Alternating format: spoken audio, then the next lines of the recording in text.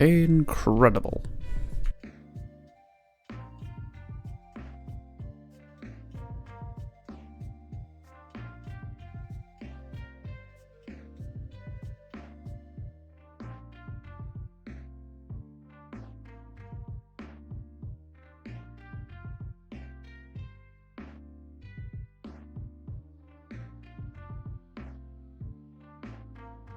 Incredible.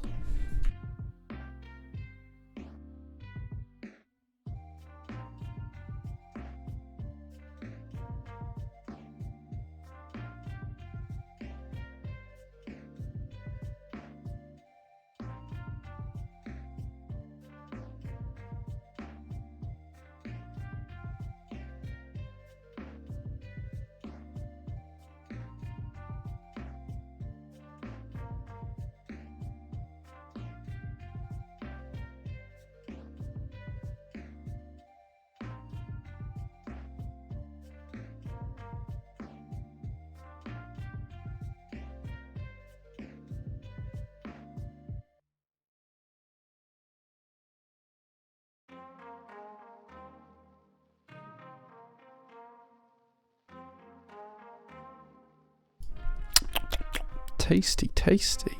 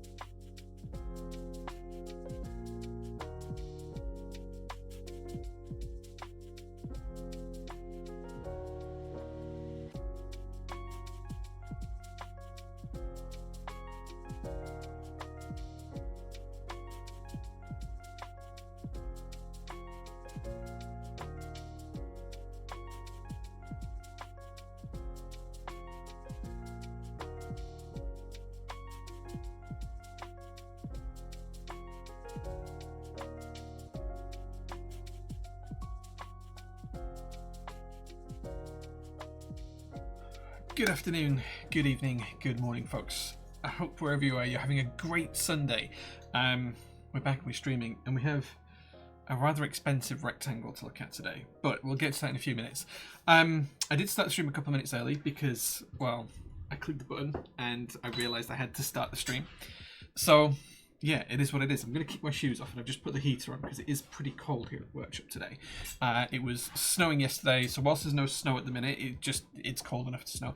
Anyway, Reed, Captain Reed, you did come first on the stream today. I really should buy you that t-shirt. And he said, ooh woo. So that's what we're working with today. I won't read the rest of what Reed put because even he said he hates himself for writing it, so I won't go through that. Jehovah in Bed is here as well. So is JQ UK. Jabrona says Seneca. Yeah, I ordered my Seneca a couple of years back when they first went on sale, and it arrived on Thursday this week. I have not looked at the board. I have unsealed the box to see what it was, and that's as far as I've got to. The box is at the side of me, so you will see the full unboxing experience with me. I have not even seen the board, so yeah, it'll be interesting, and we'll do a bit of a review and a typing test as well, but we'll catch up on PT news and all of that kind of good stuff first. So yeah, Jabronis, Seneca is in the building. It's literally right at the side of me. Philia Fish says, hey everyone, good evening, good sir. Jehovah in Bed says good evening as well. JQ thinks it's morning. Well, congratulations for thinking it's morning, good sir. Tasty, tasty. Manu KB, thank you so much for the subscription. Why is my stream working? Oh, apparently the Twitch is not linked. Wait, what? Okay, I'm gonna have to manually do the light. I was fixing the light earlier on, the one behind me here, for subs, and for some reason, hold on, it was working. Now it's not. Hold on, I think it might be working now. Let me just test this. There we go. Manu, thank you so much for the sub. I appreciate you. You have lit up my pink rocket ship. Thank you very much for that. So yeah, that is working now. I just needed to reset something. Funky and Rue here as well. Good evening, good guys, and thank you so much for being here. No salad, no sauce. I will see you on Tuesday, dude, because I know you're coming over to the PT workshop. Deadeye says this is going to be a good one. It's going to be an interesting one. So I have tried a Seneca before when I was in the US 2 years ago, but there's not very many of them in the UK. So I think there's only 3 so far in the UK. This is the 4th one. So yeah, we'll see what it's like, whether it's any good. Captain Redlack is here as well. Jenga says yo, and Jenga also subscribed for 33 months of subs. So let's just check and see if I can put on the light for you. Thank you so much, Jenga. You have lit up right my pink rocket ship. There you go. Tasty, tasty. Thank you so much for that. Oh no, we've done it, and now Pokemon Kids isn't going to show, but we will get there. We'll get there. I'll catch up with them all. Wobbly Cobblestones as well. Good evening, good sir. Thank you very much for being here. Superhand says, evening all. Time for some beers, some beige lights, and possibly some beige keyboards. Apologies if you could hear an alarm going off. It was my phone. I don't know why the camera keeps changing brightness when I turn my head to the side, but it does. We'll leave it. We'll leave it as it goes. Beige is good. Beige is always good. And KKB Beige is in group buy right now. And Swag Keys Beige will be here soon, but we'll talk about stock stuff soon. What's the discount going to be? If you check in the exclamation mark discount, it will tell you. There you go. You can pop the command in anytime, and it tells you what to do. Why only 720p? So I am testing some of the streaming stuff at the moment. I have had some issues where the stream's been disconnecting over the past few months, and for some reason, when I've been speaking to Twitch, they have suggested trying it in 720p instead of 1080p. I don't know why. Doesn't seem to be a bitrate issue. Just seems to be a Twitch issue. Tasty, tasty. Thank you so much for the subscription as well. I thoroughly appreciate you. So we're going to see how it goes in 720p. I mean, 720p is still pretty good resolution anyway. And if it works okay this week without any disconnects, there's been none so far, then we'll put it back up to 1080p and we'll see. How's that sound? Superhan's saying, yes, you can ask nicely for a discount as long as it's not something recently gone in stock. Yeah, if you want a discount on something on the website, all you need to do is ask in chat this little box here, and you can just say, Jay, I would like to buy X product that you have in stock on the website. Is there any chance you can do me a discount? Now, I will always try and do a discount. Most things I can do a little bit of something on, maybe 5%. Some things I can do a lot on. Some things I might even be able to do 25% off. It really depends. Just ask in chat. Say, Jay, this is what I'm looking at. Put a link to the product in there. Makes it easier. And I will try and do that. So yeah. Yeah, so we shall see. We shall see. Right, let's catch up with chat here. I hope it's 20% on keycaps. Conan, I'm not going to do it on all keycaps, but if you want something specific, well, let me know. Sean Wins, thank you so much, sir. Hello, Jay. I hope your day is going well. It's been a good day. It's been a good weekend. I'll talk about that in a minute. Nufi says, evening all. Hope you've had a good weekend. Remember Pancake Day on Tuesday. Yes. Good evening, Conan. Seneca says Zosco. Yeah. Yeah. You expect a full review? Tasty. We'll look at that. Jehovah, thank you for lighting up my pink rocket ship. I appreciate your subscription. I demand to rename it the Seneca because it's Spenny. Yeah, it is a $5,000 keyboard. Tasty. It ain't cheap, but we will take a look at the stabilizers because that's the big thing about these boards. I'm also monitoring my Twitch on the side here, so if I look away for a second, it's because I'm monitoring the Twitch, but everything's looking good right now, so I'll turn that off for a second. Manny said, hello Jay, talk soon on his sub. Yes, we can talk whenever you need to, Manu, but thank you for 28 months of subs, dude. Captain Reed entering the stream with the uwu fingers. Yeah, Reed is on my block list at the minute. I'll be very disappointed if the Seneca isn't pink. I can't remember what colour it is. So tasty. Wolfie, thank you for lighting up my pink rocket ship. I am aware, Wolfie, as well, that you sent Mel and I a gift. And it arrived on Friday. But Mel wasn't in, Wolfie, so I have not been ignoring you. I just haven't... I unsealed it. I ran the knife down it and opened it up, and it said gift. It was obviously like a little note about a gift. And it said Wolfie on there. So I haven't opened it and looked inside that, so I don't know what it is yet, but Mel will be back in tomorrow, so we'll take a look at that tomorrow. So thank you very much, Wolfie. I am aware of your gift. I don't know what it is yet. It was addressed to me and Mel. I will open it properly when Mel is back in the workshop on Monday, but thank you very much.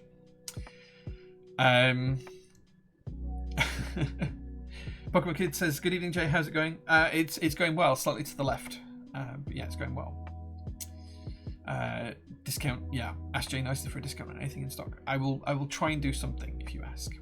Yeah, that's Blunderkind. I don't think I've ever seen you in the stream before, but thank you so much for 19 months of subs, dude. That's crazy. Thank you so much. Did you change any other stream settings aside from bitrate? No. So I went through Twitch support. This was earlier on today. They recommended changing the bitrate from 12,000 kilobits per second to 6,000 kilobits per second. It's running around 4,500 at the minute, which is fine for, even that's fine for 1080p, to be fair. And they also told me to try going through the France server because it looks like my ping to the France server is faster than my ping to the Irish server, which is what I was going to before. So yes, we shall see. We shall see. I want a second oblique. No salad, no sauce. You know how to get that. You can just buy one. Every Twitch streamer has been having issues with Twitch for the past few days. I suspect it's on Twitch's end. Yeah, this has been going on for about 3 months now, Catwood.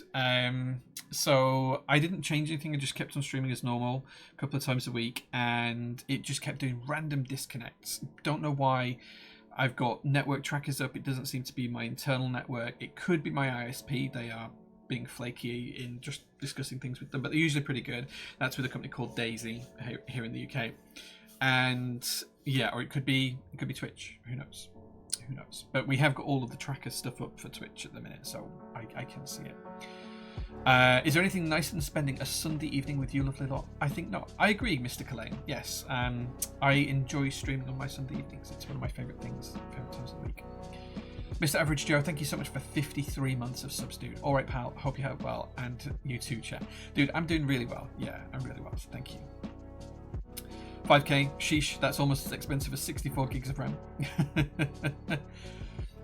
Did you hear that MT News ZX is back on? I did. Yeah. Hopefully we can be the vendor for it. So yeah, we will see. Looking forward to the big old keyboard. Exactly. Big rectangles. That's what we're here for.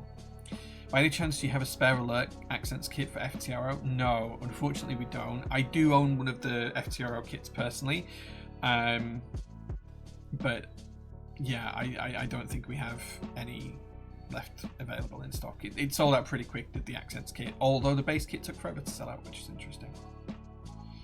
The artist formerly known as Prince Tasty. Ah, well, that's Splendid, that explains it. Joshio, thank you so much for lighting up my rocket ship. I thoroughly appreciate that. Back to the boomerang with empty new skyroads today. Nice. Just finished work. Moons, have a beer, have a relax. Mace's Ace says, this stream has become such a lovely part of my Sunday routine. Yeah, like, I feel lost when I don't stream on a Sunday. There's maybe 5 weeks a year where I don't stream on a Sunday. And I always, like, if I'm on vacation or if I just happen to be at home with the wife or I feel poorly or whatever. And I always miss it. So yeah, it is nice to be here. Human Going, good evening, good sir. Thank you so much for being here. I thoroughly appreciate you being here. Right, okay, let's catch up with PT news. Because there's been lots going on this past week. For those of you who don't know, we try and consolidate most of our shipments from China here to the UK when we're doing group buy products and pre-order products, and like try and ship them all out in big bulks. So not this Friday just gone, but the Friday before, so just over a week ago, we had a container ship arrive with a number of pallets and it filled up the workshop. Last week, Mel and I basically worked our fingers to the bone and shipped out thousands of orders between the two of us. It was kind of crazy just how many orders were going out each day. And we got through an absolute crap ton of group buys. So from that whole shipment, I think there was 50 different product ranges that we needed to either put in stock or to ship out or to do different things with. And as it stands right now, there is just a few things left to do. The big one left to do is the TGR Jane V3s. They are going to take a few days just to assemble because we have to build them. So that's not been started yet. And tomorrow we'll be tackling the last of the Neo products. So there's Neo 80s, some QK65 V2s and some other bits and pieces. And we'll also be tackling Pangea Minis as well on Monday, which should be really good, and we'll get all the group buy orders shipped out for them. And then those will go in stock at some point this week, which will be good. The other thing that it meant is that we did put hundreds and hundreds of keyboards in stock on Friday. So I'll switch over to the camera and get the whole shilling bit out of the way now, and then it's done. So if I flick over here and turn that on, you should be able to see the website. Yeah. So when I say that we put a lot of stuff in stock, we put tons of stuff in stock. We put Neo 70 keyboards in stock, and you can see which one these available. Some are in stock and some have got low stock left, but you can see what's there. And these are all of the kits that you can pick up for the Neo 70. So if you want an FRL TKL, that's there. We've got Neo 65s now in stock, Neo Ergos in stock. These are all on the shelf ready to ship.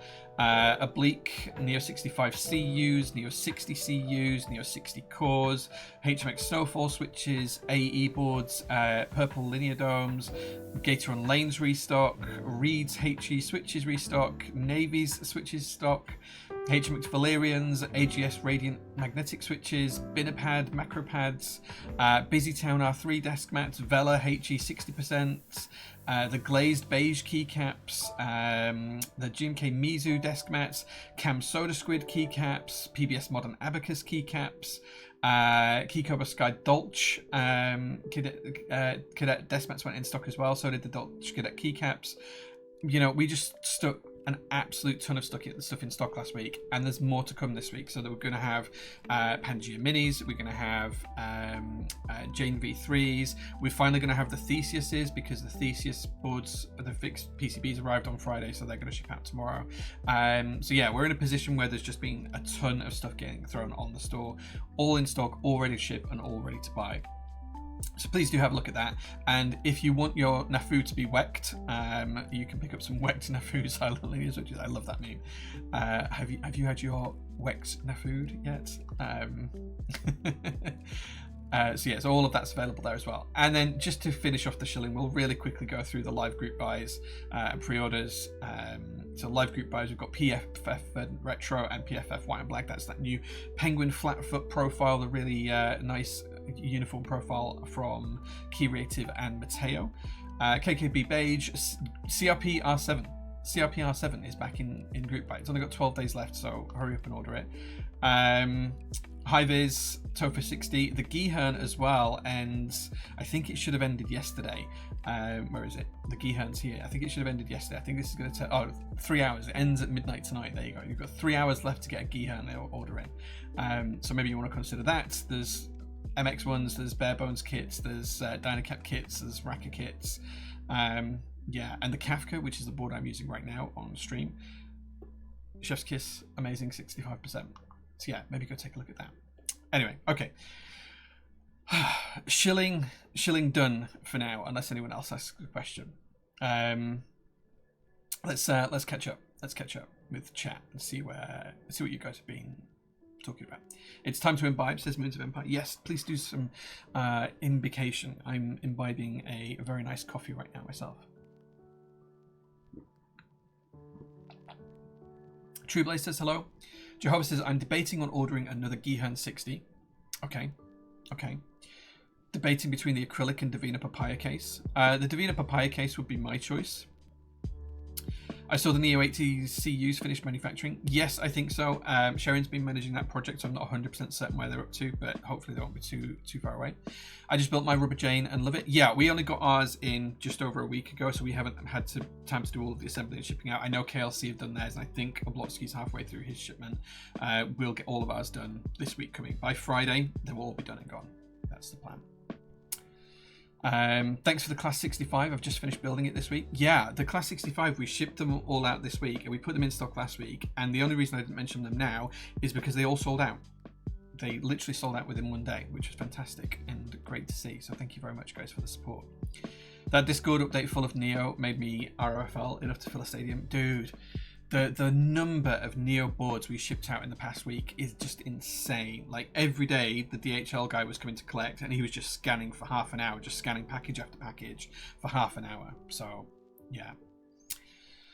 Cass online says, hey Jay, thanks for providing clarity and updates from time to time in the MKVB Discord.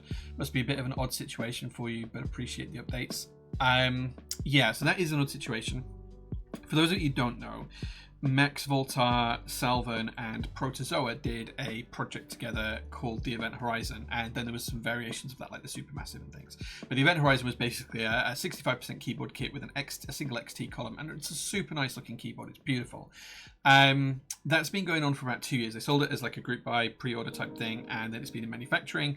And in that period of time, Protozoa has kind of ceased to exist as a company.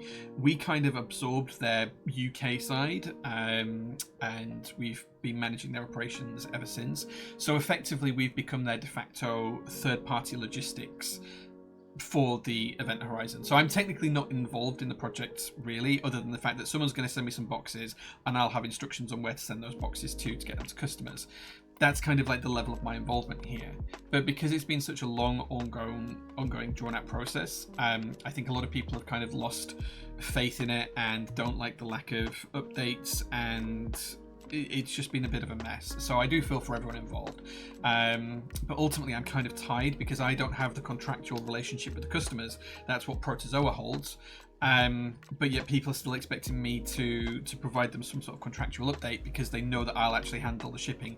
But if it was any other third-party logistics, they wouldn't even know who that was. It's just because it's me and I run another keyboard company that it's happened to be that way.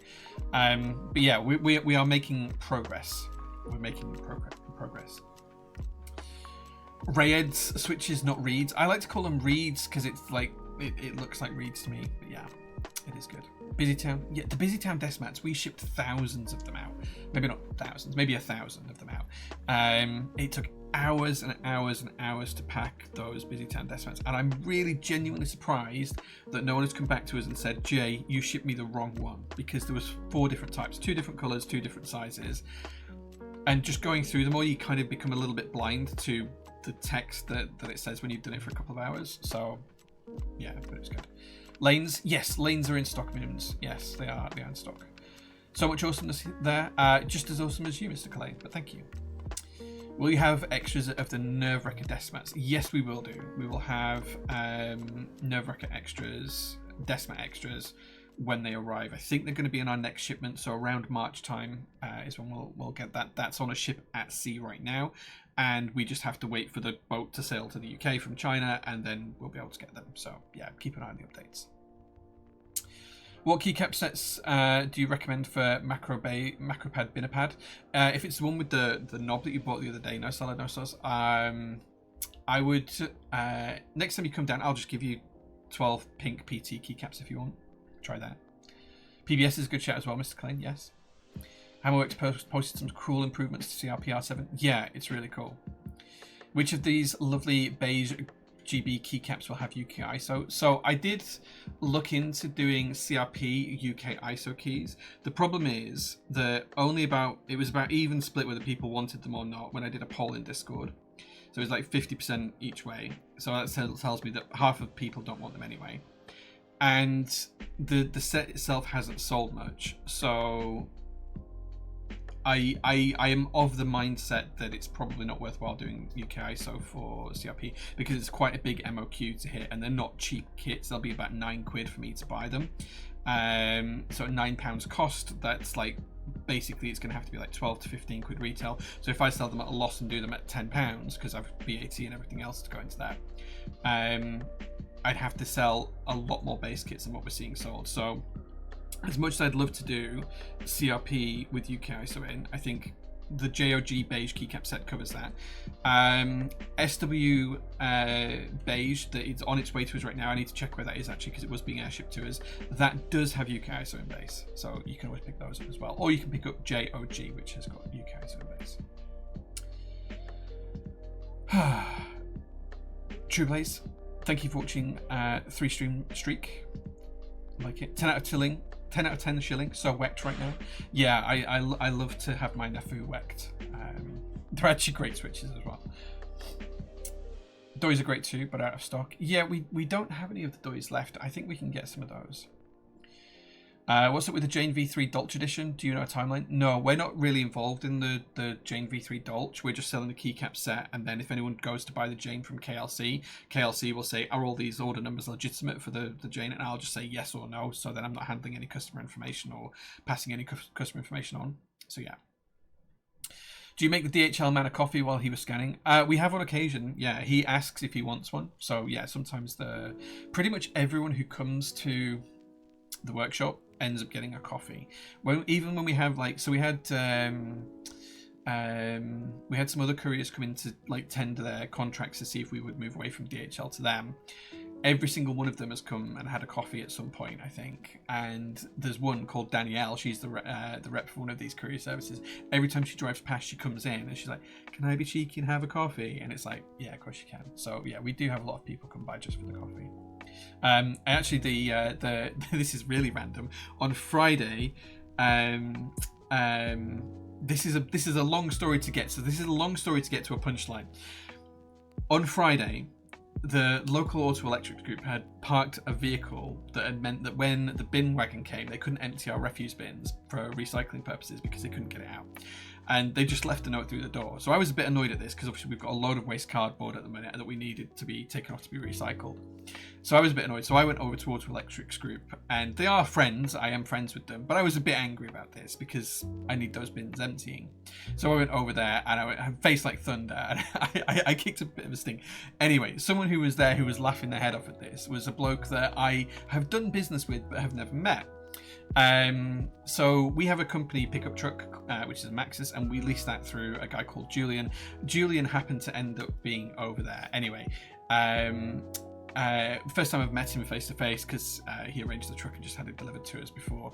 And he was like, "Oh, I'll come and have a look at your classic car collection if that's all right." So he came over to have a look at the classic cars, and I said, "Oh, would you like a coffee while you're here?" And he goes, "Oh, I'm a real coffee snob." He says, "I use an espresso machine at home." I'm like, you can't be a coffee snob and use an espresso machine. I'm sorry, but those two things are just not interchangeable. Anyway, he has now bought 2 packs of coffee from us because he tried our coffee. So that's how you know it's good.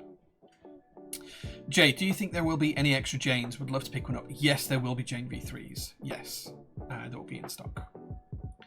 Gemma, good evening, my dear. I hope you're doing well.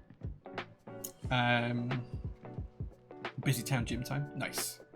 How's the mortgage house sale going? Rob, it's not going well, is the honest answer to that.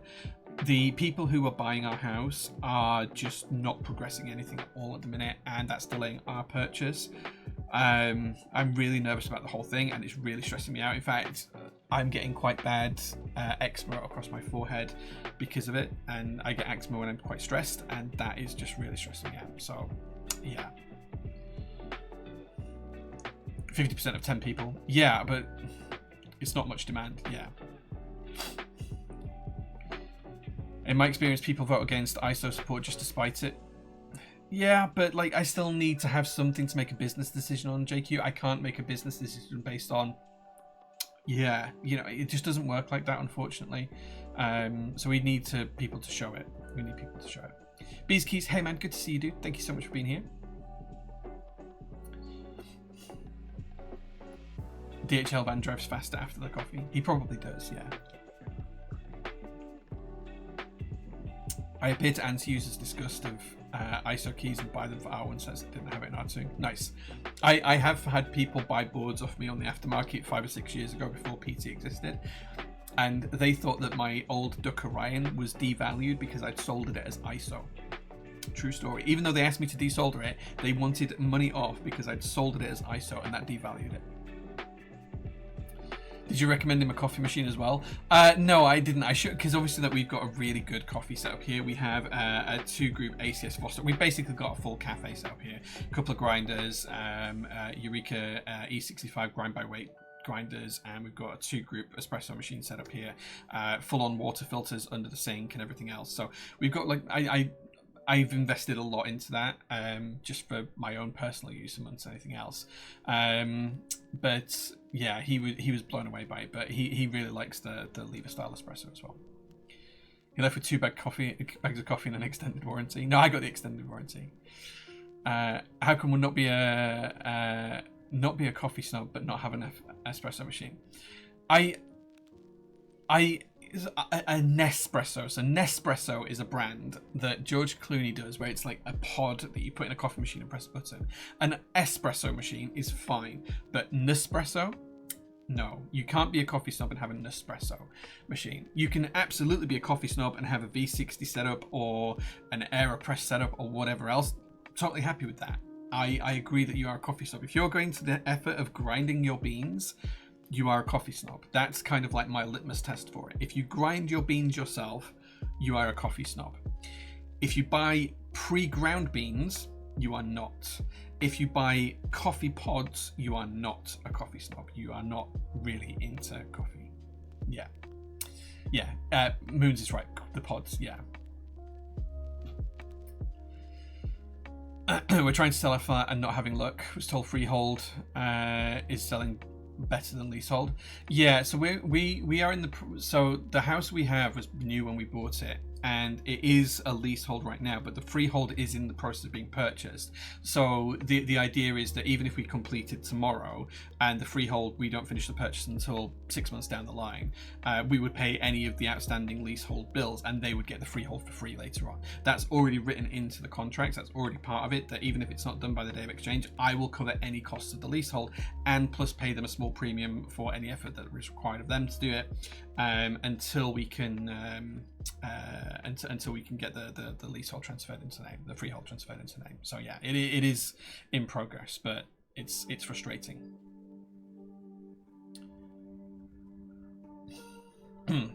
Nespresso coffee really grinds my beans. Does it now? Does it? Are you sure it does? I'm not sure it does. Your code is unreal, by the way. Whole bean all the way. Yeah, nice. Tea snobs, yeah, just splash some hot water on it would be good. No, because if you went to a tea snob and you put some tea leaves in a hot bit of water and you put them in the microwave, I bet they wouldn't like it. Angela Dory says, hi Jay, I'm new to the mechanical keyboard world. Welcome, and I hope you're enjoying it. I pre-ordered the GMK Windbreaker keycaps and I'm really excited to get them. Okay, nice. Windbreaker is top tier set. If you like bright colours, it's fantastic. But in the meantime, I need something to use now. Right, okay, yeah, I agree. You always need keycaps. I'm looking at MW Eyeball Collector keycaps. Can you talk me into them, please? Let's help you out. Let's take a look at the Eyeball Collector keycaps. So let's come up to the search bar and let's search for Eyeball Collector. Now, Angela Dory, what colour keyboard do you have? Because these keycaps are incredibly bright, and they're really, really snazzy. Especially, I don't know if we've still got the novelties left, but the base kit is really cool, and they look fantastic on any kind of. I think they go basically on any colorway, so it doesn't really matter what color keyboard you put them on, whether it be black or silver or pink or anything else in between. They just look good. They are translucent, so a lot of people don't like translucent keycaps, but they do have a little bit of a sparkle in them as well. So if you like that kind of thing, there's no reason to not get them. I hope that helps. But I really like this set. It's a pretty cute set, and they're pretty. What's not to love? Everyone loves a pretty keycap set. Okay. I wince every time my colleagues are like, "Oh, I have a coffee machine too," to my friends with espresso machines when said person has a pod machine. It's like saying you have freshly squeezed fruit juice and squeezing it a Capri Sun. I think that's a great description, Moons. I like it. Anyone who microwaves water for tea deserves to be redacted. Yeah, okay. Successfully smuggled some of Jay's roastery coffee into Iceland last weekend, hoping the bags last me until Easter when I'm home next. Yeah, Iceland's a weird one. We can ship to the EU. We can't ship. Technically, we can ship coffee to Northern Ireland, but not Ireland, from a legal perspective, because we don't have the license for it. There is 5 or 6 non-EU European countries that we can't ship to. Iceland being one. I think Turkey is another. They just have so many rules on it. So yeah, it's frustrating. But yeah, it technically is contraband in certain countries. Keyboard base is going to be white. Well, it's going to look very, very similar to this then, because I know this board's silver here. Oops, I did not mean to click that. This board here is silver, but it's almost like white, so you can see it's just going to really pop. These blue purplish colours are really going to pop, and the bright colours are going to look really good too. If you like bright things, you'll like that. You'll definitely like that. Nice contrast. Yeah. Is it Angela Dory or Angel Adori, or I guess Ange Laddery? Angela Dory. Is that the Kafka you have there? How do you like it? I'm stuck at whether to plumb for the Kafka Tofu 65 3.0 or the Neo 65 CU. If you want in stock, go for the Neo 65 CU because we have some of those in stock. If you want something that's in pre-order or group buy, I would take the Kafka over the Tofu 65 right now. This has not left my desk since it arrived. It's just really, really nice. This kind of wood on the front is just beautiful. Yeah, it's just come out really, really super nice. So yeah, I really, really do rate the Kafka. Like, if I thought it was safe for me to say everyone should buy one keyboard right now, it would probably be the Kafka. I think people who don't buy it and then try one later on will regret not buying one. It is exceptionally good for the price point. It's just exceptionally good. But what do I know? I'm just a keyboard streamer and vendor. What's the strangest place someone's got a keyboard shipped, Jay? We've shipped to the Antarctic before, so we've shipped to a research base in Antarctica, and it was a researcher out there who was into keyboards. They were on some sort of 6-month-long deployment, and we managed to have DHL. This is 2 contracts ago with DHL. They arranged for it to be shipped to Argentina, and then it went from Argentina on one of the expeditions, and it got there safely. It took about 5 weeks, but it got there safely. So yeah. North Pole. Santa's not bought one yet. Santa love his thick socks. Thick socks, yeah. What is actually inside the espresso pods, like grind type? Could you make your own pods for the normies? Do you know, one of the things I did look at a little while ago, Pokemon Kid, was where we roast our coffee, because I don't own like the actual machines to do the roasting. I get another company to do the roasting of our blends for us. So we buy all the beans, they roast them, and then they package them for us and then ship them out. So they are our beans exclusively and our blends exclusively, but they are not. I just can't afford £1 million worth of coffee roasting equipment, but that's what we get to use because that's why the roasts are so nice. I think in part. We did have a long conversation with the guy who owns the company about a year ago because he was looking into making refillable pods of Nespresso for Nespresso machines. So basically, you would have a reusable pod. And it had, instead of like having a film that got pierced, it kind of had like a rubber membrane that kind of clipped over it, and you could put it in, fill it up, and use it multiple times. And you basically just rinsed it out. And he was making these out of CNC'd aluminium, so they didn't crush or anything like that. The cost to buy them and to have them made was quite excessive, but once you got through like a couple of bags of pre-ground coffee, it became something like 50% cheaper per cup of coffee. After like the first month, it became 50% cheaper for every cup of coffee. The problem is that people who buy Nespresso machines are so ingrained into thinking Nespresso branded pods are the best. That's all they stick to. So it kind of didn't go any further than that. But we have looked into it, and I think some companies are doing it, but I'm not sure I have enough time to dedicate to that to make it financially worthwhile doing, whereas some other people might. Which switches are in the Kafka? Yeah, so this has got Geon HE RAWs in this one, yeah. This is HE. Yeah, I've not tried the MX one, just the HE one. Yeah. I'm imagining it being dropped like a care package. Pretty much, yeah. Took less time than shipping to Northern Ireland. Amazing. Mm-hmm. Some machines do offer a reusable basket where you can put your own grounds in, but the model for most of those machines is to get you into their subscription ecosystem. Yeah, I mean that's the thing. If you're going to do replacement pods, you have to get people into a subscription. I mean, even for any coffee really, like we don't make money off people just coming by and buying one bag of coffee and then never coming back. Like we don't even break even on that. The only place we break even is multiple orders over time. So if people subscribe to our coffee, then that makes us, that gives us a more reliable income stream. So yeah. We get Topra coffee pods before GTA 6. Yeah, it does look a little bit like a giant Topra lid on the ones that I've played around with. But yeah, that is what it is. Right, okay, we have been streaming. I have given you PT news. If anyone does want a discount on something that's in stock, ask in chat and I will try and do you a discount on that. It might not be a huge amount, but I'll try and do something. We've talked about all the stuff that's coming this week. We've got Pangea Mini's going to drop in stock. We've got more Neo products such as the Neo 80 going to drop in stock and other things as well. We're going to have Theseus's drop in stock, and we're going to have the Janes are probably going to be a week away. And then I think there's number 160 as well, which I just need to validate that we can finish those as well. And then we will be done with all of the group buys. And then next week, because we'll be done with everything by the end of this week coming, my plan is to finish off my arcade cabinet and have some time to myself because we've worked really hard the past couple of weeks. So yeah, that's it. Any coming news soon? Any coming soon news? Sorry. Only what's on the website right now. There will be some more stuff populated on there very, very soon. Everything that we did have on the coming soon pages has already happened and gone live. So it's one of those things. But there will be more on the coming soon pages very, very soon. You just need to keep an eye out. There's about 40 different products that we've agreed. The issue is we can't create a coming soon page until we have things like assets. And in fact, no, it's more than 40. It's about 80 different items we've got agreed. And in fact, no, it's more than that. There's over 100 GMK sets in the queue right now to be made that haven't, and a lot of them haven't even been announced yet. I'm sure there's over 100 GMK sets we've been agreeing. Not GMK sets, sorry, key sets that we've agreed to do. Over 100 key sets, not GMK ones.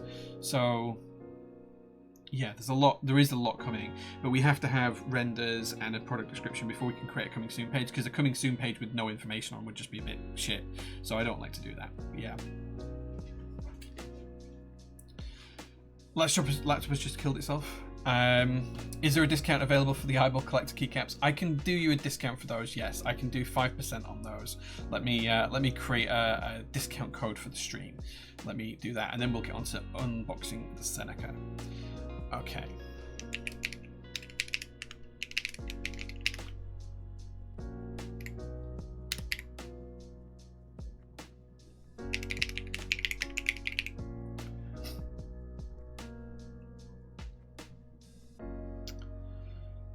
Okay, so let's set an end time of 11 p.m.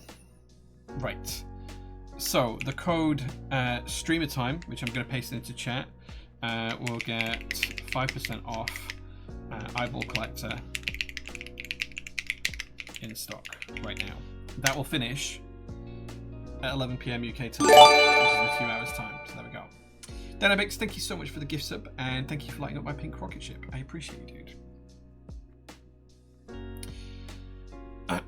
Jay, did you ever create a home lab or NAS storage for yourself? Not work?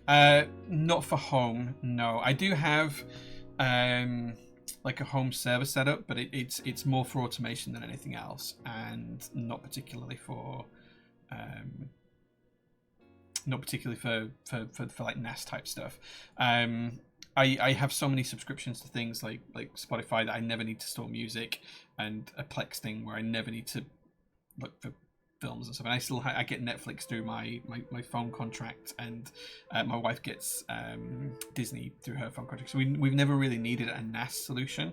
Now I do have a NAS solution here on the server here at PT. We've got a big server cabinet, and that stores a lot of PT information, and it does back up things like my iCloud personal stuff. But let's not tell my my accountant that, because I'm sure I'd have to pay some sort of benefit in kind on it. You're building a Plex server now? No? Nice. Oh, right, okay. Let's now just say a prayer for my wallet, because we're going to unbox a $5,000 keyboard right now. So, for those of you who don't know, there is a guy called Ryan Neubauer who designed the Seneca keyboard. He's been making Topa aftermarket housings for Real Force keyboards and HHKB keyboards for maybe a decade now, and he's done a great job of it. A couple of years ago, he wanted to fix stabilizers. For everyone that knows keyboards knows that stabilizers are a thing that hold your spacebar up, so you press one side of it, the other side goes down at the same time as you press it. Stabilizers are inherently bad. He tried to design his own and spent 10 grand of his own money trying to design new stabilizers. They're in that keyboard. So let's have a look at the unboxing experience and see what actually unboxing a $5,000 keyboard looks like. Because it's interesting, I bet. Now, I haven't seen the keyboard. I have unsealed the box, and that's about it. Let me just tuck these keyboards out of the way. Just so I've got a bit more desk space.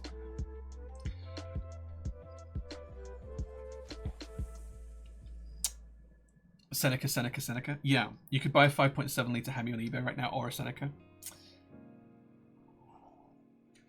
This is from the guy with the Adam Savage YouTube video. Yeah, Adam Savage and Norbert have done a video together, yeah. Dear wallet, thou art appended, no monies between thine self. Waffle toaster, thank you. My wallet feels that deeply. I don't know what happened to that sentence, my bad. No, but I knew what you meant. Was it closer to 100k spent on the stabs, or did I misremember that? I may have missed a zero. Maybe it was 100k. I know that he got a third-party design house into it. Now, I did have a chat with him a few years ago, and this was 2019 when I had this conversation with him. We were in Seattle at the Seattle meetup, and I was telling him about an idea I had back then that I've still not done anything with 7 years later, to have stabilizers be controlled by a compliant mechanism. And if you haven't seen what compliant mechanisms are, it's basically having bits of plastic that bend in certain ways to elicit an effect. And that could be that people have them to make like little miniature toy guns, where as you push the bullet or the projectile in, it kind of concertinas a series of plastic, and then as you pull the trigger, it releases the kinetic energy from that plastic, and it's a compliant mechanism. There's no actual moving multitude of parts or gears or cogs. It's all one mechanism that flexes and moves based on pressure. And I think that there is something there for stabilizers. It means you won't have to have wires, you won't have to have parts that scrape against each other and create friction. You would just be able to have something super soft and gentle and nice. And maybe even, if you did it right, tactile stabilizers, which no one's ever done yet. And I don't know why, but tactile stabilizers should be a thing for tactile switches. And since then, Norbert has then come up with his design for them. So we'll have a look at the stabilizers specifically after we've had a look at the keyboard. Would a bending straw count as one of those mechanisms? Yes. So to an extent. So a compliant mechanism is something that you can apply pressure to, that will then deflect, deform, or absorb some kinetic energy to elicit a response. And that's my definition of one. You might, if you look it up, you might see something very different, but it would be the equivalent of those old little bottle caps that used to pop open, put it down, and then it would deflect and flip back around and fly up in the air. That would be a compliant mechanism. There are compliant mechanisms in things like light switches, so that you can never get them to balance between the on-off position. You can only have on or off. There's compliant mechanisms all over the place. But the modern interpretation of a compliant mechanism isn't to have 2 or 3 different things, or a bimetallic strip or something like that. It's to have something that's usually maybe 3D printed, potentially made of a plastic or a deformative material that has some sort of plasticity to it. Not necessarily plastic, but a plasticity Tasty, to it. tasty. Eamon, thank you so much for the 6 months of subs. Do thoroughly appreciate you for that. So yes, plasticity doesn't necessarily mean plastic. It just means the ability to deform and then go back to its original position. Some metals can do that. Bimetallic strips are really common. That's how your kettle knows when it's boiling. A strip inside it pops when it hits boiling point, when it hits a certain temperature, and that turns a switch off, and your kettle has boiled. There's all sorts of things like that in the world. Technically, they could be classed as compliant mechanisms under some definitions, but modern ones for me is applying pressure or force to a mechanism to make it deform. That then allows you to either reciprocate and have some sort of movement, or storage of some sort of kinetic energy through that application of pressure. I think. So yeah. Wouldn't a tactile stab be hard to do with the different levels of tactility for switches? Not with a compliant mechanism. Clicky stabs are already out there. Who said that? I was about to say clicky stabs are already out there. I mean, clicky stabs are just bad stabs, right? Rattly stabs don't count as clicky. A rubber dome-like mechanism. So if Topra didn't need springs underneath it, you could maybe consider rubber dome. Like membrane keyboards might be a type of compliant mechanism. The only problem is that they need a key. A key to push down on the mechanism rather than you actually doing it yourself, and there's some slight differentiations that I would say some things will fall into it and some things won't based on that. But yeah, there are lots of different types of compliant mechanism. But yes, yeah. So excited for DCS Olivetti. So excited when I saw it being run as a public group buy instead of a private group buy. Yes, I was talking to the designer about that just yesterday.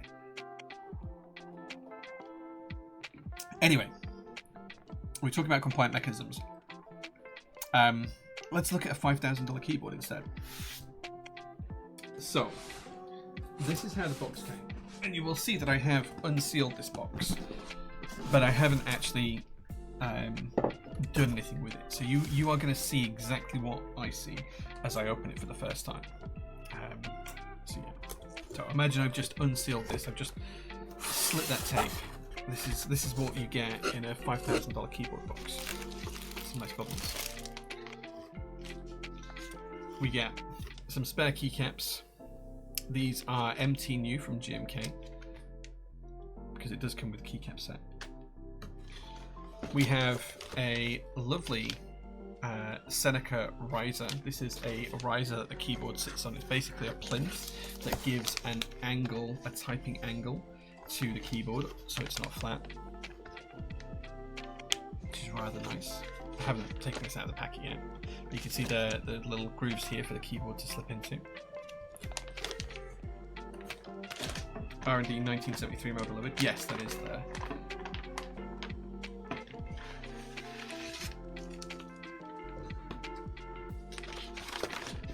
We have a little card that tells us how to care for the riser. Preserve your Seneca riser's finish with these cleaning and maintenance steps. Use recommended Rubio Monocoat products or Universal Furniture oils. Wipe sparingly with a slightly damp cloth and water. For deeper cleaning, use Rubio Monocoat cleaners to remove dirt or grease, avoiding harsh household products. For tannin stains, apply a Rubio Monocoat stain remover, except on grade finishes. Every 2 to 6 years, refresh with a Rubio Monocoat refresher if dry or worn, or apply Universal Maintenance Oil for velvet-like sheen. Keep grit-free, avoid abrasives or chemicals, and maintain regularly for lasting beauty without refinishing unless changing the colour. There we go. So that is our keyboard riser. which is a very nice piece of wood, very lightweight, but it's a piece of wood, so make of that what you will. And then here is the box that contains the keyboard. Ugh.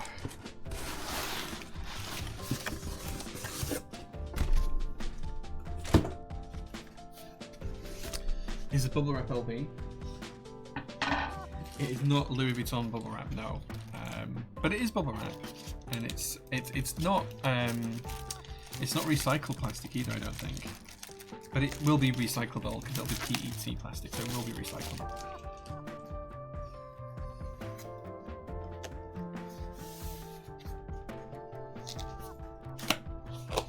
I'm not going to tell you what the import duty was because I've not had the bill yet, so I don't know, but I suspect it was not cheap. Ugh.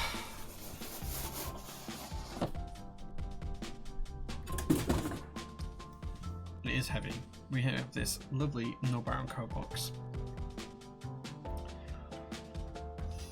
Looks nicely oiled. It is nicely oiled. Could double as a cutting board. I wouldn't want to do it.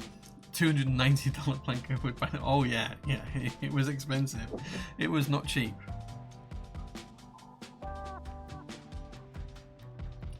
It's got that premium air in those bubbles. It's helium, right? It's got to be. I was going to ask you about the import duties. I haven't had the bill yet because it came to the PT workshop. It will be on my monthly reporting with whichever courier it was, so I don't know yet.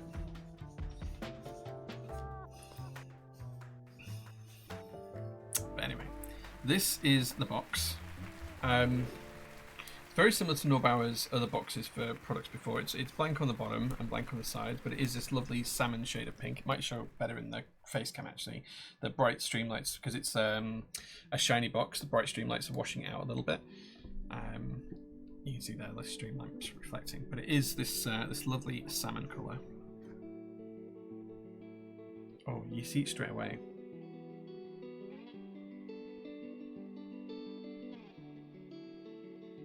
I'm not sure you guys are ready to see this actually. Like, I don't know how I feel about this. Like, do I feel underwhelmed or overwhelmed or whelmed, or I don't know what the right response to feel about this is. How should I feel about seeing a $5,000 keyboard that I bought for the first time? Like, tell me, chat. What do you think I should feel? Like, how should my body be feeling right now? Where's white gloves? No, I don't white glove things. Fully whelmed? Okay. Can I have a definition of whelmed? Poor. I do feel that my wallet is my wallet literally has. So here's my wallet. Here is my wallet, and if you look carefully, you can see the tears just rolling down here. Like the little tears are just rolling down and rolling off. They're just rolling down and rolling off, the little tears there, because it has been abused. Does it bring joy? Interesting. I don't know. I think I'll need to type on it for that. Oh, look, another metal rectangle. Feeling like a mighty good mortgage sacrifice. Surely joy. There's still lovely joy to be had. Don't worry about it too much and be in the moment. Okay. So you guys have got a rather confused. You guys have got a range of emotions here. So, like from here, I can see the keyboard. I can see the keyboard. I did think there'd be more to the packaging. How expensive is the wallet? It's just a leather wallet, guys. It's not particularly expensive. This is the Everest of keyboards, and you're at the peak of Topra. So is this like the Lotsie face on Everest? Is that what you're saying? Probably feeling some regret as you open it. Schrodinger's Whelm. Okay, I like that. Das Blunderkind. That is probably the best one I've seen. Schrodinger's Whelm. Yeah, I like that. I might have that. That feels like something I need tattooing on myself. It's all downhill from here. I just want to know if the stabilizers tick. I know a lot better boards in EC than this. I mean, it depends on your definition of better, I think. I feel underwhelmed given how lackluster the outer packaging and wrapping was. That's fair. Is current you cursing or congratulating you for past purchase? I don't know if I feel the same way a lot of people do about keyboard purchases, because I regularly spend £100,000 on keyboards in a month, right? So like the value of keyboards to me is probably a bit different because I buy so many for prototypists and I have invoices in the tens of thousands of dollars commonly. So paying a lot for keyboards is not uncommon to me. So yeah. What makes it so expensive? It's rare, it's machined in the US, and it's Nobel branded. So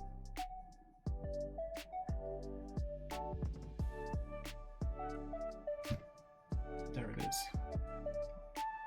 The box is nicely milled, to be fair, but that is the Seneca.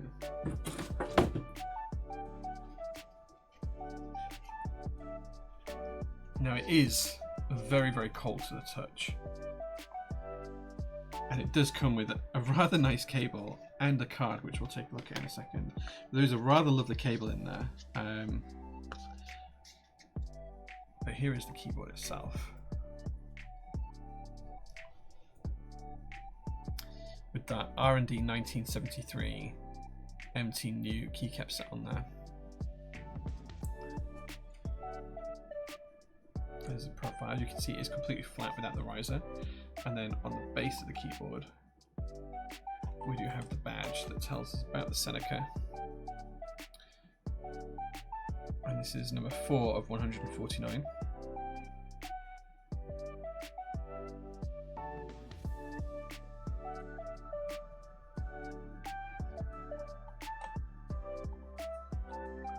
Wouldn't be an issue if it was ISO. The Jackie TKL. I still lube them in the video.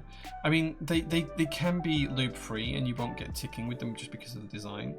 Yeah, should we take a look in this card and see what the card's about? It does have Nobauer's embossed logo on. This is quite nice. Product credentials. It says product credentials.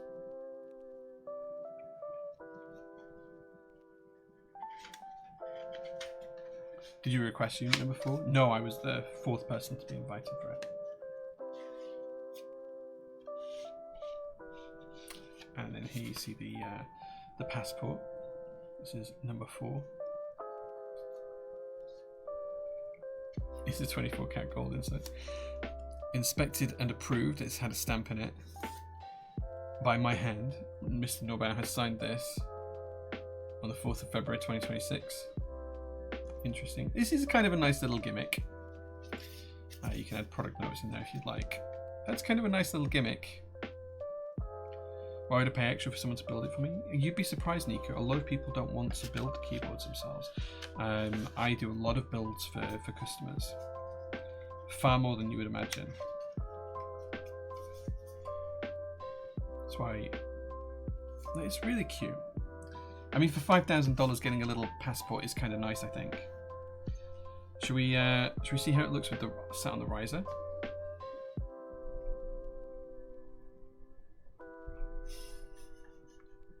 So we have comments making me chuckle. Yeah, friction and ticking are two different things. If you have moving parts, you're always going to have friction, which is why I want to do a compliant mechanism. And with friction, you are often going to need to provide lubricant. So, you know, like oil-free engines. Like, so in cars, there was this fad a few years ago of having engines that were oil-free, and that meant you didn't need a big pot of oil sat there that was being recirculated around the engine. But it didn't mean that all of the individual surfaces weren't oiled. Like, they were all lubricated up. So there is a difference, as Moons mentions. Yeah.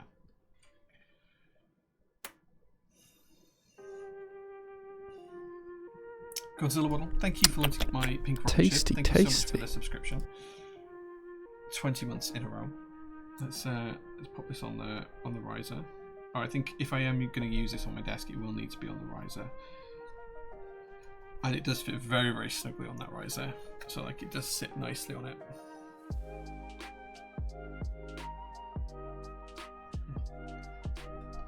So zoom the camera in a little bit.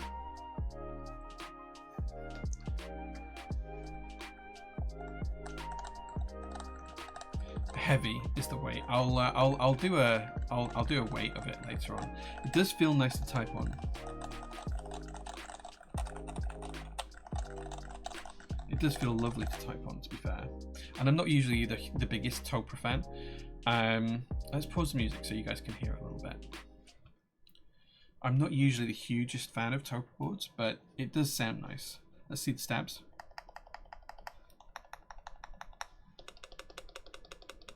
They feel quiet and smooth.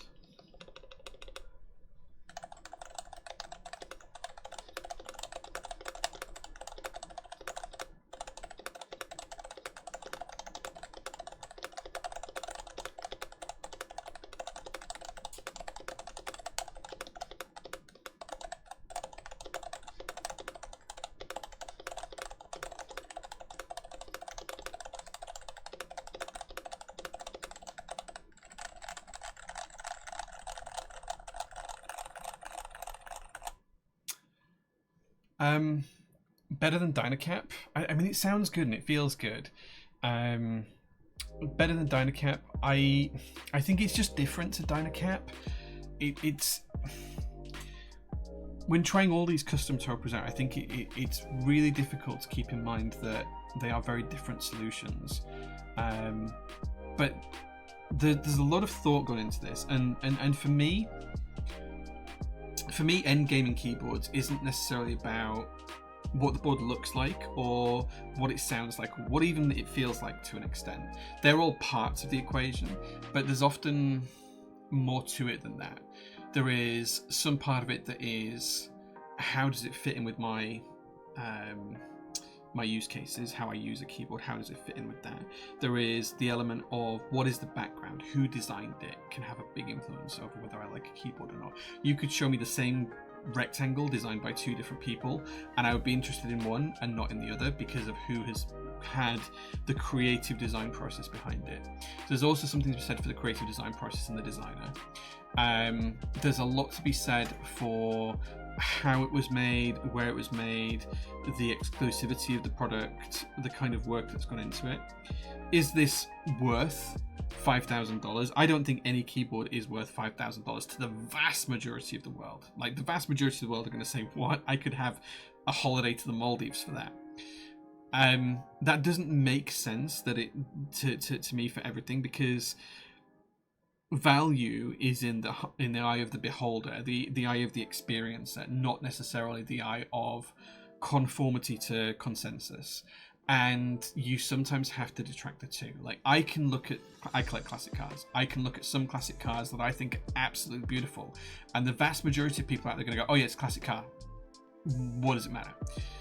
The same can be said for pretty much anything that people get into. You know, my wife has a love of high-end handbags. I can look at one from Coach or one from Mulberry. I can't tell the difference, but she can, and that makes a difference for her. So there is a lot of judgment that goes on for people about what they buy and what they class as endgame and what they're into. But the end of the day, we all have a preference. We all have different instincts on things, and we all have different meanings that we ascribe to certain parameters of things. So it's fine for you to feel that I shouldn't have spent $5,000 on a keyboard. It's also fine of you to think, oh, I wish I had that $5,000 keyboard. It's also fine of you to think anything in between those and around that as well. Ultimately, all of us make our own decisions, and we need to be happy with those decisions or not happy with those decisions. Failing to make a good decision isn't necessarily failure. It's a learning experience, and it provides you context for future decisions. So I think that saying anyone's wrong for doing something is very difficult to do when it comes to something that's so subjective as picking keyboard. I don't necessarily think this is better or worse than Dynacap. I think it's a different experience. It's like saying, oh, automatic cars are bad because manual cars are good. No, they're just two different experiences, and it depends on what type of driver you are as to whether you like that or not. You know, so you can ascribe different things to it. We will wait in a second. I think someone asked for the wait as well. Can you do a test for me? Very lightly tap on the left or right side of space. Don't depress it. Just tap it before it starts to move. Sure, I can do that. Should we turn the music off for that?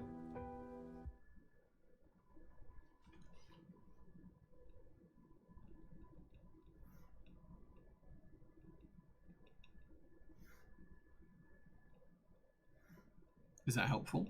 I don't know what that's doing or not doing.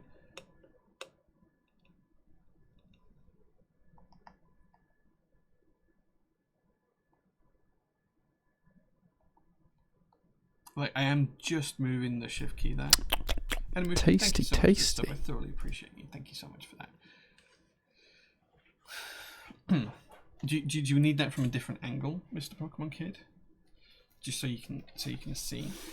If I tilt it to here, and then I do this, so you can see I am actually touching it.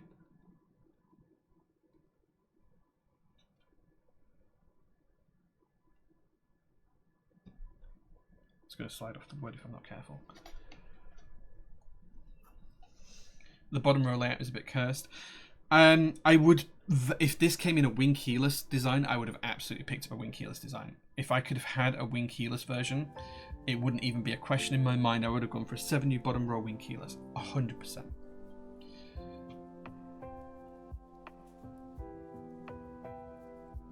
Even if it was reasonably priced, that would ruin it for me. That's a really good answer. I'd absolutely buy this thing if I could afford it. Fair. I'd 100% not, because of other options, which being lists like Dynacap and Metapulse, and there are a lot of nicer boards than Seneca from Lux. But the whole point, Nico, is that you're not right or wrong with that. That's your choice. So yeah. How many times have you had to say this spiel to your wife to justify buying another key purchase? So I'm quite lucky in that respect. I run a business selling keyboards, so me buying this is not like out of the ordinary. And when you're into a business, like I have a lot of coffee bags lying around. Like I literally have hundreds of bags of coffee constantly all over the place because I own a coffee business. So it's very different for me to try and justify that kind of thing. Like I don't need to justify it. The real question would be, how do I justify to my wife when another classic car turns up? That's the real question. Same with coffee, will have the same effect, but you pay more for what you appreciate. Absolutely waffle toast. I would rather go to a good coffee shop and pay £20 for a cup of coffee than go to Costa and pay for a £5. I would absolutely go to a, if I had the choice of being two shops next to each other, going into Costa and paying just a £5, or going into a really good coffee shop that is a high-end coffee that roasts a geisha or whatever, and paying £20 a cup, I'm in the £20 a cup 100% of the time. It's not even a question. It's not even a question. How do the steps feel? They're interesting. They don't feel like stabilizers. They do feel different to MX stabilizers. So the key kind of, hold on, let me get a stabilizer and just explain something. I've got something to explain.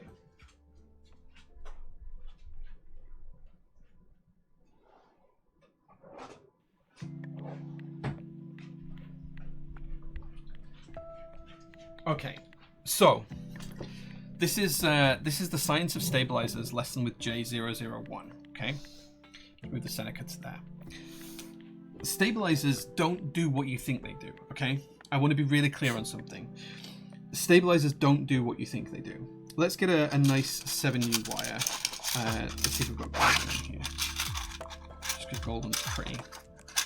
So we have a wire now. What everyone thinks stabilizers do is they think that they go into the bottom of the spacebar keycap and they push the spacebar keycap up and down depending on when you press it. So if I press the keycap here, it pulls the whole spacebar down, okay?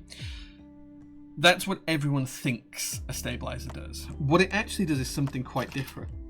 When you take a stabilizer housing, so you have the housing on each side and you have the slider in the middle, and then you assemble it like so. So you put the wire into the bottom hole and click it in.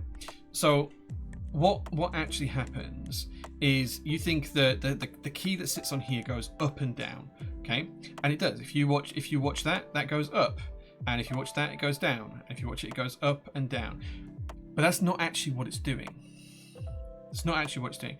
If we look at it from this side, what's actually happening is the spacebar is rotating, the wire is rotating. This wire is just going like that. It's not going up or down, it's just rotating on that point. So this the length of the shaft, where misses, clip that if you want, it's just rotating. So the stabilizers aren't actually a vertical force. The stabilizer wire, which is what's doing the mechanical control, is a rotational force. And when you look at that from this perspective, you can kind of see it. As I twist this, you see that this is turning, and this doesn't actually go straight up. If you look at it there, it's actually not perpendicular to this. It's actually facing forward at a slight angle. It's actually that curvature carries forward. So on keycaps on a keyboard, when you press the space bar down, it's not going straight down. It's actually kind of almost doing like a little bit of a curve, and it's dipping down. That's what we experience when we type on 99% of keyboards. This feels different because although most people will interpret that as a straight up and down linear motion because they see it from this perspective, they're not seeing it from that perspective where it's a rotation. Most people feel that that's going straight up or down. What the biggest difference between this and a standard spacebar is, normally when you press it down, it feels like it's going up and down, but it's actually doing that slight rotation at the same time. This isn't. This is just doing that straight up and down motion. And that feels different. You can absolutely tell on these stabilized keys that they move in a different way to a stabilized MX key. Now you can't see that rotation particularly, but I'll tell you, it's there in the fingertip feel. It is absolutely there in the fingertip feel. You can tell that there is something different just by pressing that stabilizer. That feels different. And it is that rotational versus transitional straight up and straight down. That is 100% what it is. So yeah, that's the little bit of science there. Hello, Jay. Hey, Animushki. Thanks so much for being here. I have turned the sound right up. That is insane. I thought the stream had muted. No. Is it heavy? It is heavy, yeah. I like when you touch it. No, sis. I'll always touch it for you, Ray. Wing keyless for sure. Yeah, if they did a wing keyless version, if Teha messaged me tomorrow and said, oh, we'll take it back and we'll send you a wing keyless version, chef's kiss. ISO also. I don't think they would do an ISO one. I will take some keycaps off in a second. Yeah, I'm going to go put these away and get a keycap puller. You justify another classic car by saying it was cheaper than the keyboards. No, they're not always cheaper than keyboards. How about I make you some Nescafe for free? How about you stay away? What do you think of the riser? I'm looking at getting one for my Nova Force, but they seem to be hard to come by. I'm not sure if it's worth it. I don't think I could use this without the riser. I don't like the flat typing experience, but it does look nice on the riser. And it kind of matches my, you can't see it, but I have a shelf and it kind of sort of matches that as well, so it's nice. What's your overall purchasing experience with Nova and the team, and the post-purchase support is included, particularly regarding new stabilizers? So my experience with ordering the board was Teha messaged me and we talked a little bit and I picked some specifications and he sent me a link to buy it and click on the website to order it. I did. And then I got an email about 4 months ago asking if I wanted to wait for my build for a new PCB that they're designing, or if I wanted to take it as it is with the current PCB and get the new PCB later on. And I said I'd rather have it sooner and get the new PCB later on. And then I think I shot Teha an email in January and said any updates on when it's shipping yet, and he came back within about a week and said, oh yeah, it's going to ship in early February. And then it did ship in early February. It was dispatched on the 4th of Feb. The shipping to the UK took a lot longer than DHL Express would do. It was shipped by UPS, and it took about 10 days to get here. So yeah, it arrived on Thursday. So it took a week, just over a week to get here. Whereas when we ship to the US, it's there the next day. So, you know, different strokes, different folks, different couriers, whatever. That's fine. But the experience was very good, very pleasant. Every time I've asked for a question, they've always been polite and responsive. Within a week, I've had a response. So yeah, it was good. How is the Seneca? It's interesting. So the ticking is the result of the end of the rotation flailing around. So yeah, so on a Skimson, thank you so much for letting me off your ship. I thoroughly appreciate that. Thank you so much, dude. 32 months in a row. On a stabilizer, that rotational force that you see here, what ticking actually is ticking is generally the play that this has here. So you can see that there is some play in the wire still if I try and pin it, it's hard. But if this is where the keycap's held on, the keycap's held on quite tight here. There is some play in the back of that. It might be easier if I take this apart actually and show you again. So if I just show you without the housing and just into the slider rail. So what the ticking, if I don't drop what the ticking you hear is as that's in there, you can see that it can flap up and just touch at that angle here, at the back point here. So when it touches there on the rise up, that is what you get as ticking. It's the plastic on metal tapping, and that's why we lubricate the ends of the wires so that that doesn't happen. Because when that's coming through and it's rising up at quite a speed, I don't know if you've ever noticed how quickly stabilizers actually return, but they return quite fast, and it's that movement there, it's that slapping against the plastic, literally at that angle there. So that's what you hear with ticking. And sometimes, so when it's fully inserted, it should never actually return to that point. It should be just shy of it if everything's being built correctly and everything's in tolerance. So it should be just shy of that point. So it should be something like that, not like that, a fully reseated position. But because the wires are sometimes not exactly even, these can be twisted. Instead of being perfectly vertical here to this parallel, they can be slightly twisted in one direction or the other, and that means that one might come up and sit in the perfect position, the other one will come up, and because it's slightly askew upwards, it will cause that tick. Now, there are ways and means of fixing that. You can bend these until they're perfectly flat, and you can try them on a super flat surface like your phone screen or whatever. You can apply lubricant or holy mods and whatever else to try and fix that as well. There are options to do it. But it's that rotational force that stabilizers do, because stabilizers don't go up and down, they rotate, that causes a lot of those issues. Now, these don't, and you can feel that difference when you're typing on these. These do feel different because they are going straight up and down. But let me go get a keycap puller and we'll take a look in more detail.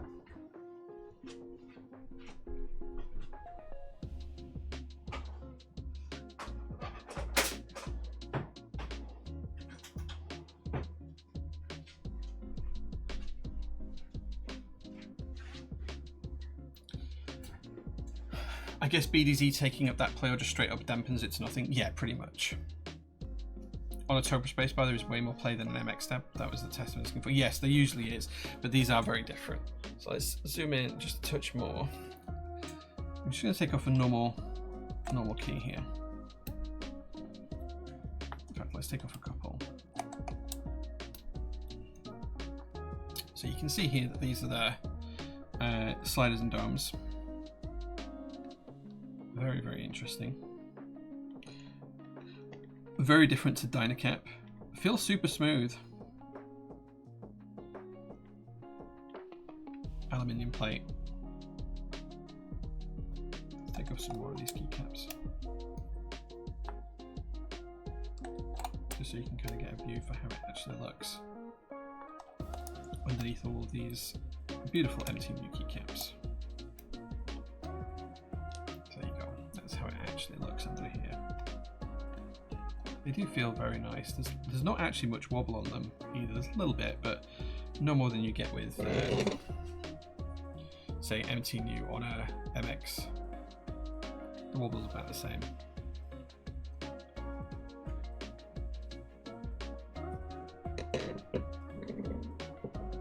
I don't know if they're silenced or not. I don't know if they've got silencing rings in them or not, but they are lubricated. It might be very difficult. Let me just move the riser out of the way for now because I don't want to damage it.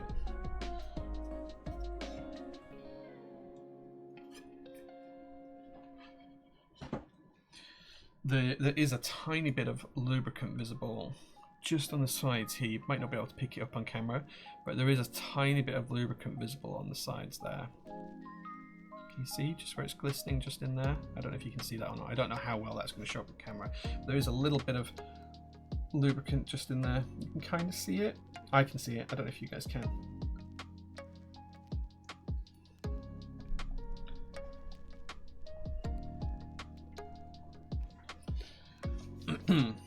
It doesn't come with alpha tilde keys. It comes with the keys that you saw on here and that, escape and enter. Tasty, tasty. Just BMT, thank you so much for lighting up my pink rocket ship. Been forever since I caught a stream. Hope all as well. Thanks for being here, man. I appreciate it. I appreciate you. I'm just going to check on the streaming stats. Seems like it's holding actually at the minute. Famous last words, right? Famous last words. Seems like Lumia stream is now going to post every time someone subscribes, which is frustrating. Do they have instructions on how to open it? No, I haven't had any instructions on how to open it yet. I assume that they are available because you can modify them at will if you want to.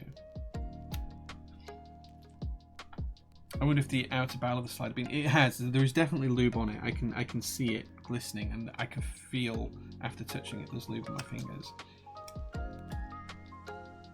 Okay, I am doing the slow reveal to get to the stabilizers. I know I am being absolutely that dick. Basically a blasphemy of kitting. I mean, it's designed to fit one keyboard, and that keyboard has no alternative layouts. So the keys only need to fit the layout that the board's that it's prescribed for on the board. So kitting's in that kind of situation. I have two feelings. The first one is my business head that says, as a business owner, I would just do the bare minimum keycaps to cover that keyboard, because you're not selling the keycaps, you know, as a set individually. You're having them produced for this board. He probably had, because I think he had a batch in stock and that had very different kitting. This is literally just kits that fit this keyboard, and he will open one kit per keyboard shipped. So the business side of me thinks, yeah, that's great. So basically just buy the keys that cover the keyboard and any potential options of layout. There are no options of layout on the Seneca. There is just one option of layout. But then there are the 2 accent keys, and that's why you get 2 accent keys spare, so you don't have to have accent keys if you don't want to. So it kind of makes sense from a business perspective. From a personal perspective, my first thought was, what if I want to use these keycaps on another keyboard and put other keycaps on this keyboard? I can put any other keycap set on this keyboard quite easily. I could put CYL, I could put whatever I want on here. It'd be fine. Everything would work. But I can't put these keycaps now on anything else unless it fits this exact layout. It's a difficult one. It's a difficult one. I feel both strongly. I feel both ways strongly all at the same time. So yeah, I hope that helps. I don't disagree, Soren, but I do disagree and I don't disagree at the same time. I hope that helps. Even the newer PCB, I think you want to send it back for upgrade. Yeah, I did ask about getting the replacement PCB, and they were like, that's absolutely fine, you can have the new PCB if you want. I assumed, I didn't ask this, maybe I need to go back to Tehar and ask, I assumed that they were just going to send me the replacement PCB and I would make the change myself. But I have not had that confirmed, so maybe you are right. And then in terms of the base, there is, I assume the keys are at the screws are actually underneath the feet, because there are no screws elsewhere, which is interesting.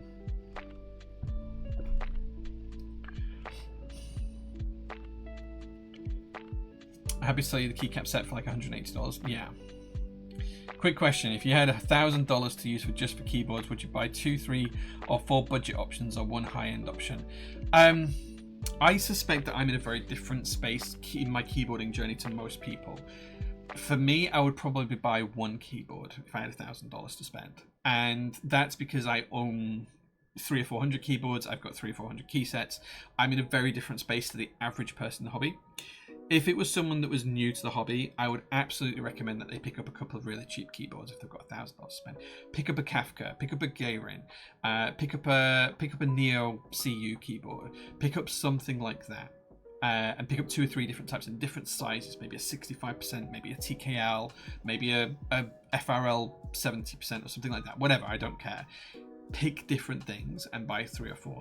If you've been in the keyboard hobby for a bit longer and you've got 5 or 6 keyboards already and you've tried things out and you roughly know what you like and what you don't like, maybe buy 2 500 quid keyboards or $500 keyboards. You know, maybe have a look at that route.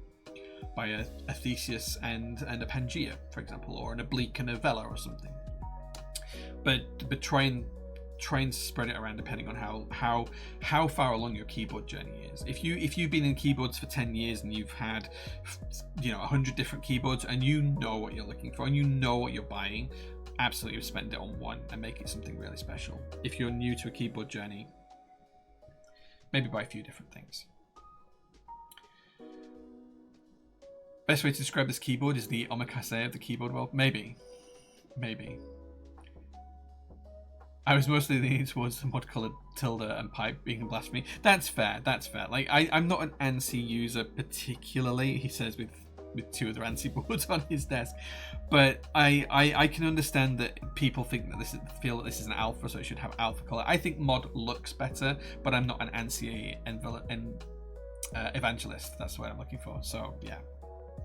With the way this is being packaged and sold, would you still consider a custom keyboard or simply a very expensive off-the-shelf keyboard? I don't think this is a custom keyboard in the common sense. I think custom keyboard means for me that the keyboard can be customized by the end user. I think this is absolutely 100% a pre-built keyboard. I do not think it is a custom keyboard in that kind of sense.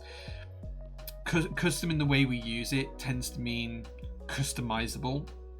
It tends to mean customized by the end user. This is not that. This is a pre-built for keyboard enthusiasts.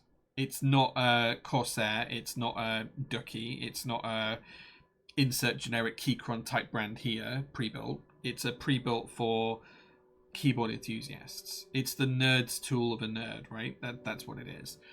But it is not a customizable keyboard, therefore I don't think it's a custom keyboard. And I don't think customizing your keyboard just counts as changing the keycaps sometimes. I think it means you have to make some change to how it actually feels typing wise. Changing keycaps is a mod, not customization. I'd err on the side of definition maybe, and I'm thinking of that on the fly, so I might change that later, but that's kind of where I feel right now. I do think this feels more of a pre-built off-the-shelf keyboard that's just very expensive. I would use that money to make my own board. That's a fair choice as well, yeah. High-end option all the way, as Jay knows. Yeah. The only incorrect answer is 10 low freeze. Fair. I can sort of see Nobar's perspective. He's making what he thinks is the pinnacle. If people have the ability to deviate from that, then it can lessen their experience. I.e., ISO is great on Topro, but the ISO key has a tendency to bind more than ANSI. Yeah, I mean, I have a couple of ISO Topro keyboards now, and they're fine. But you are right. You are buying a man's vision. You're not buying a product to customize, right? You're not buying a product to make your own. You are buying someone else's vision of what the best keyboard could be. Okay, that's the distinction. I think you've absolutely hit the nail on the head there, Pokemon Kid. You are buying someone else's interpretation of Endgame. You're not buying a keyboard to customize yourself. So as long as you go into it, that decision in mind, and I can imagine Black Simon would just poo-poo that decision. He'd go, "Oh yeah, I wouldn't touch that with a barge pole, blah blah blah." But I think there is a big distinction there. There are a certain type of people who would want to buy someone else's endgame, and there are certain types of people out there who would only ever be interested in what they felt was their own endgame, and that's a really good way of looking. I like that a lot. Yeah. I think one goal for a keyboard would be to get painted using automotive paint, have a high gloss, use a high-end metallic automotive paint. Yeah, there's been a few boards that have done that, no solid, no source. The only thing is that you lose, because paint on a car is quite thick, automotive paint is quite thick. Instead of being microns, it's like millimeters thick. So you have to design a board with the tolerances in mind, or you would have to say for example on this where the seam is here. It's very hard to see the seam, but there is a seam there. You would have to assemble it and then paint it whilst it's assembled, and then cut through the paint to do it. Because if you paint it as two separate halves, you would have overspray on the inside flange edge, and you'd have to polish that smooth. Otherwise, you wouldn't get that nice fitment there, because there is no tolerance allowed to be designed around for the paint. So you'd have to sand that back smooth, which can be done, but that's something you bear in mind of. I had a 40% that was painted in automotive paint, and that was a tray mount case. And in the corners of the 40%, the internal radius is where the paint had collected. You couldn't push the PCB and plate in, and I had to gently chisel it out until it was flush. So yeah, there's that kind of thing. The Gordon Murray of keeps, great way of thinking about it. Yeah, the guy bends over backwards to make a product he can slap "Made in the USA" on. I just don't think he cares about ISO. I mean, he doesn't. This is never going to have ISO support, because it's not designed around someone who even contemplates ISO as being a thing particularly. You're buying one man's vision of what the ultimate end game keyboard could be. You're not buying something to make it to your end game. So there's a very big distinction there. Right, anyway, let's take a look at these stabilizers now. I'm going to try and be very gentle because I don't know how robust they are. There they are. That is the stabilizer itself. So, as I said before, the other stabilizers that we looked at had that rotational force, but these don't. As you can see, these move independently, straight up and straight down. They're not using rotational force at all. There is no rotation in that movement. They do feel silky smooth. I am causing them to bind a little bit because I'm not moving them directly, because there is a little bit of play to allow for the keycaps. But they do move straight up and down. There is no... The way that the rotation is held on these, and it's difficult to show you on here, but the rotation is held on each side so that the actual movement is linear rather than rotational. So it is a big difference to the standard stabilizers. But yeah, super interesting. It only increases the amount of parts by tenfold. How delicate can they be? I suspect that they are very delicate, and I don't want to be taking them apart to then have to ship it all the way back to the US to have it rebuilt. But you can see, like, you can see all of the linkages in there. You can see it's basically almost like a series of cams or linkages to make it work. It works very, very similarly to how a piston works in a car engine, actually, where it's taking rotational force of the engine spinning, but then the piston, and this is going to look very sectional, I don't mean it very sexually, the piston is moving straight up and down because the piston head can swivel on points. I don't have a piston to hand. I might have a piston to hand to show you, but yeah, it's basically they basically work in the same way as a piston does, mechanically, not in the same way as in that they look like a piston in terms of how they are constructed, because they're not, but in terms of how they change rotational force into mechanical linear movement, it's a very, very similar process. But yeah, let's put the keycaps back on. They do feel good. I can't deny that they feel good. I'd be very, very interested to see if I could get a set of these stabilizers in an MX keyboard. I would be very, very interested to try them. In fact, I might reach out to Mr. Tehar Types and ask if I can buy a set of the stabilizers and put them in a stabilizer tester next to MX ones and just see how they actually react.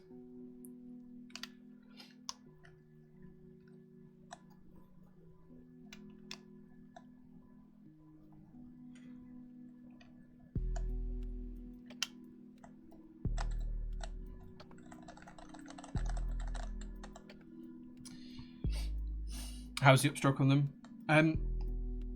It feels nice. Like they do feel different. They genuinely feel different, especially on the space. It's not so much on the enter key because it's slower on the backspace key, but the shift key and certainly on the space bar you can feel that difference. The upstroke's quite quick. Like it's very, very fast. Is this your Seneca? Yes. Yes, this is mine. People are going to be boring out their stabs for better performance, so we're going to have to measure actuations at ambient. Formula 1 jokes, love it. How heavy are the domes? I don't know if there's a specific weighting on them. I have not checked.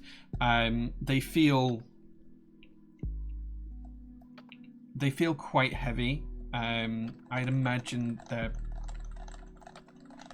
quite heavy. It is somewhat tactile, yes.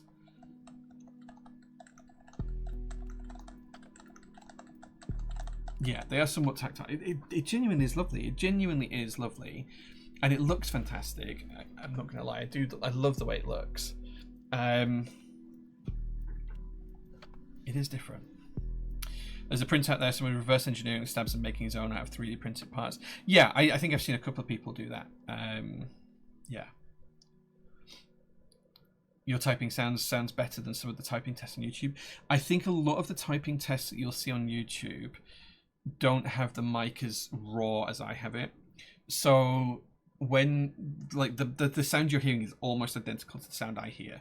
I don't have any post-processing on the mic or anything like that, and I've tuned the mic to try and make it sound as accurate to real life conditions as in this room as possible.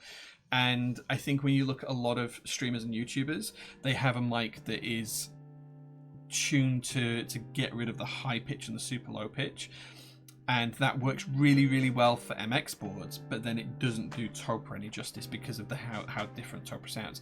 Because you can kind of hear it between normal, in a lot of streamer setups and a lot of YouTuber setups, you can hear the difference between how linear builds always sound great and tactile builds always sound poor. And I think that's because of the way they've got their mics tuned, so that you're not hearing some of the outer ranges of it, so of the actual experience. So yeah.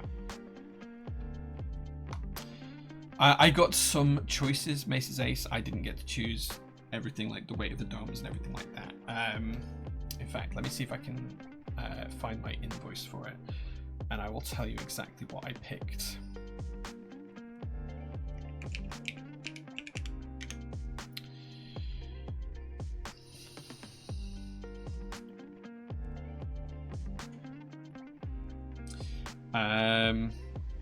I picked medium weight, but it is quite strong, but it is lovely. Your voice does sound true to life. Yeah, I think a lot of streamers put, like, it's not that they're doing it out of choice, it's that a lot of the mics do automatically put a lot of post-processing on audio, and I have basically turned all of that off and then tuned everything so the recording sound as close to my real voice as I can get. And the same for all of like the ambient sounds. Like you can that's why you can sometimes hear the 3D printers going. Whereas if I turn on all the bells and whistles from the microphone, you won't hear that thing go at all. Like you just wouldn't be able to hear it. But you also wouldn't be able to hear me typing on my desk. So yes, I think a lot of streamers do post-process, and I think a lot of microphones do that automatically. But people then record a video and they play the video back and they like how it sounds on that video, so they just post it, right? That's the difference. Yeah. But it's a thing of beauty. It really is a thing of beauty, and it's I didn't show you this before. It's got the badge. It's got the what you would call it, connector for the cable. I've forgotten the name of it. Someone please put me out of my misery and tell me the name of the cable connector. I have another one on my desk just over there. I've forgotten the Lemo connector, the Lemo. Yeah. You forgot the BBC English filter again? Yeah, maybe. Yeah, the Lemo connectors. So, all that adds into the price as well. Do I regret buying it? Absolutely not. Do I think it's worth it for everyone? No. Am I satisfied with my purchase? I haven't actually used it in anger, so I think if you let me have a week with it, Leviathan, I think I'll be able to give you a better answer than I can right now. But right now, I'm happy to have the product and happy to have the build and happy to have the board in front of me. Yeah. But I'm not sure I could answer the question as to whether I'm satisfied with the purchase when I haven't actually typed a real letter on it yet, because it means getting the custom cable and plugging that into the back of my PC and rerouting it all the way through so I have the correct cable. So ask me in a week. I will put this on my desk. I'll take the Kafka off my desk. I'll put this on my desk for a week and we will see. But it does feel nice. It does sound lovely. It looks fantastic, and the finish is very nice to touch. The finish is very nice to touch. It feels almost like stone. It's lovely. Do I still have my first ever keyboard that I built? No, I still have a lot of really old keyboards, so I can show you some. So I have an original Duck Viper here. This is a very old keyboard. I think this was 2014 it ran. Duck Viper, original HHKB layout.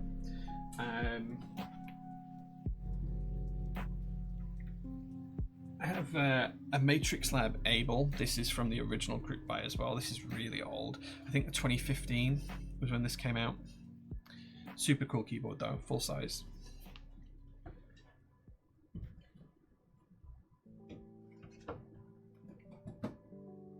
I have a keyboard that not many people will will have seen. This is a VEA. This is a split keyboard that came with this tenting kit.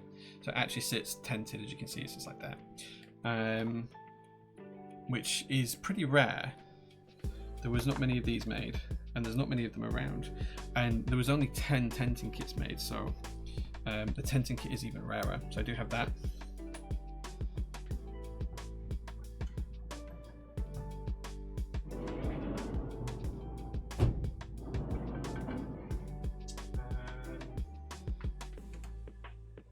This is quite old and rare as well. This is an OTD. This is the cheat. So you can tell it's old because it came with cone feet. This is an original OTD board.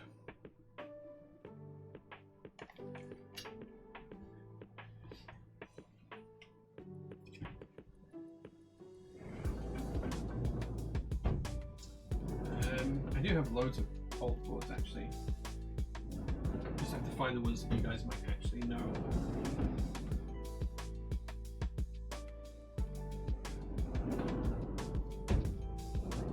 There is a couple of LZ boards somewhere hanging around as well.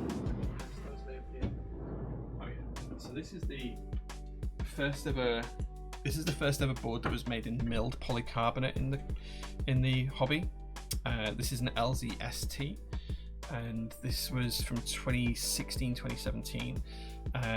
But these were the LZ was the first company to do milled polycarbonate in custom keyboard world, and this is one of 2 units that were made. I do have them both, and there was only 2 made. So yeah. Tasty, tasty. Thank you so much, Eliran, for the subscription. 43 months, and you lit up my pink rocket ship, so thank you very much for that. Cone feet and ergo clears. Yeah, they are ergo clears, yeah. The typing angle on that Viper revived my tendonitis. Yeah. 9 degrees, I think. Oh no, it's 11 degrees, I think. It's actually 11 degrees, yeah. First mill PC board, I think that has Kalane's name on it. Like, I have some other LZ boards lying around. I have, they used to do this phenomenal blue colour, and I think it was called Peacock Blue, and I have a wing keyless board made in that colour, and it is just such a good colour. It's so beautiful. But yeah, I've got a load of old stuff. Yeah. Can we get a stream series where Jay is showing keyboards of every year and the advancements in the hobby? We could probably do some streams like that actually, where I just dig out some old keyboards and I show you them, and I show you some of their quirks. That'd be like Doug DeMuro style for cars, but for keyboards. I could show you some of the old keyboards and their quirks. We could look at some vintage ones. We could look at some early ones from the hobby. Absolutely, we can do that. Yeah, I will plan that in. I will get that planned in. I'm tempted to just get the cable out for the Seneca now, and I'm going to unplug the Kafka.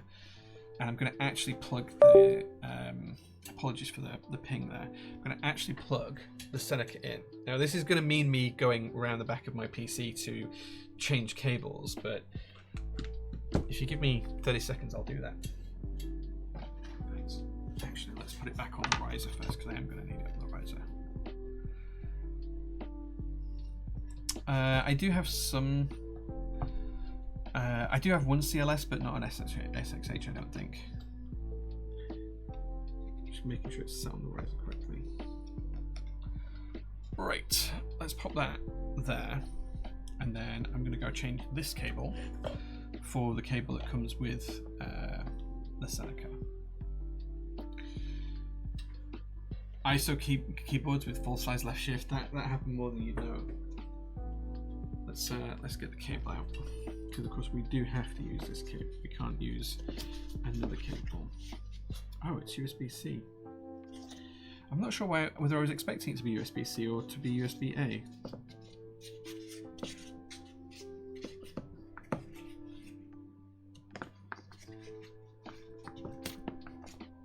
There is the Limo connector. I'm just going to lay the cable there, and then my monitor, my tower is inside my monitor here, so I'm just going to drop the cable over the back. And it is a lightly rubberized cable as well. I'll be back in a second.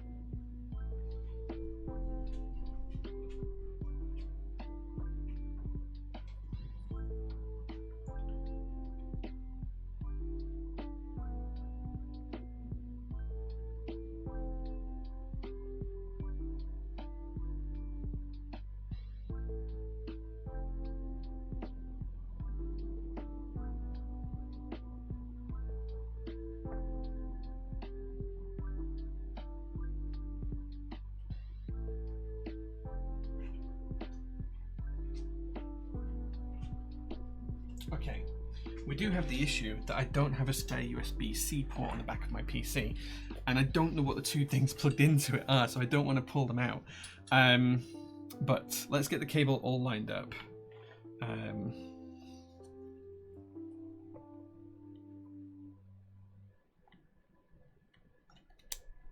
we go, so you can see how it's going to look.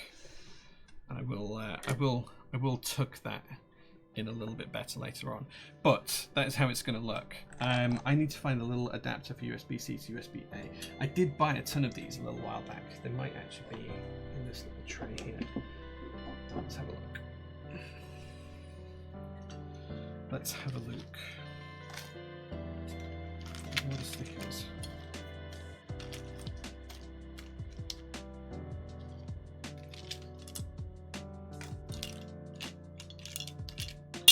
No, unfortunately, they don't appear to be in there. Yeah, so I can't actually plug it in until I work out what the other two cables are for, and whether I can actually unplug them or not.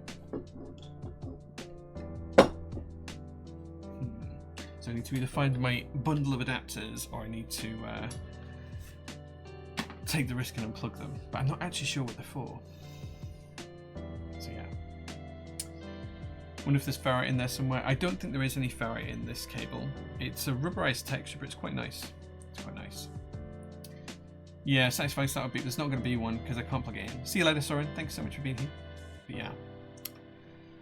Okay, well it's 9:43. And we don't have a keyboard build today, but we do have a Seneca now on the desk.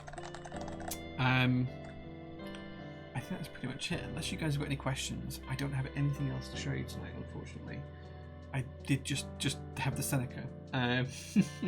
So there was no build or anything planned, but we have been streaming for a couple of hours, so I hope that's okay. And the stream hasn't broken down today, actually. Let's have a look at the... Oh, I just cancelled off the browser window with the thing in. Let me get the history back up and see if it saved it. Oh, it saved it. Okay, we're good. We are good. Yeah, so it looks like there's been absolutely no issues over 2 hours of streaming. So perhaps what we've done has fixed it. Geekag check or maybe GMK Discord check. Lots of ICs there. Yeah, I do want to start going through the GMK Discord at some point, and I want to start sharing some other things, but I need to be really careful with sharing Discord because I have a lot of chats with a lot of different people about a lot of different things. So I just need to make sure that I'm not, when I do share that, I'm not just breaking anything. We'll have to have a look at that. How do you feel about it overall? I think it's an amazing piece of work, and I think the best way to sum it up is, as Pokemon Kid said, that it is phenomenal to have someone else's idea of Endgame on the desk. Whether it's my version of Endgame, I'll be able to tell you in a while. Is that an MX Master 4? Do you like it? Yeah, I only got it a week and a half ago, but it's been great so far. My other one started being flaky with the battery, my MX Master 3, which had the SPC logo on, so I went to the 4. We just take the Seneca apart, interested how the inner parts look. I will ask if I can get a guide on how to take it apart funky. We'll see. Can you do anything for PBT fans? Open key design, less but better dark set. I'm afraid not, Waffle Toaster. It only just went in stock a couple of weeks ago. I can't really offer a discount on that, I'm afraid. What did you change to fix the stream? I missed the start of the stream. So I had a chat with Twitch, and they recommended that I reduce my bitrate down to 6,000 kilobits per second, and that I also change from streaming to the Irish center to the French one. So I've done that, and it seems better. It seems better. So yeah. Get a Discord alt and join the Discord you want to share, and then share it in a browser. That's what I'm looking at doing, and doing it in the browser, but I don't have an alt account yet, and I have to get an alt account, and I have to go through all of that rigmarole, so yeah. Yeah. Was there any further thoughts on UK ISO for CRPR7? There was only 10 people responded to the vote, and half of them said they didn't want it. So realistically, the market is about 5% of the MOQ. Not even that, it's 2.5% of the MOQ. So I would have to spend a lot of money on CRP ISO kits for hundreds of them to sit in stock. It's really difficult to validate. If 100 people came to me and said we would buy them, I would do it, and I would buy the extra out for in stock for later. But you know, I just think there's so few people that actually want it. Yeah. Would you ever consider doing something similar to this for your own projects? You mean like a fully pre-built keyboard, like a J01 that was built to my specifications? I don't know if I have the reach that Nobel has to sell enough products to do, and it would be stupidly expensive. It would be $2,000 to do it, because I'd want to put keycaps on there and everything else. I'm not saying never, I'm saying I'd have to have a big chunk of capital to be able to do it, but maybe.